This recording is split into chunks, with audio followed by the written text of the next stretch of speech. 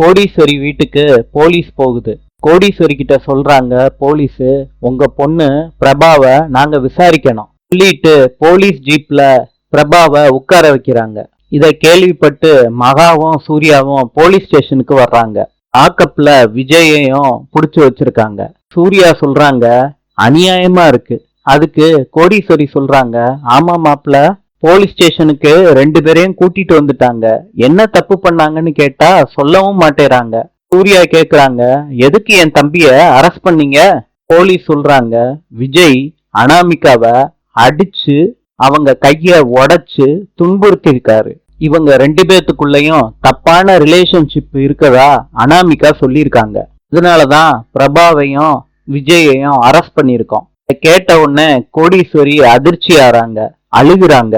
மகா கேக்குறாங்க, யாரு இந்த கம்ப்ளைண்ட கொடுத்தது என் தங்கச்சி பேர்ல?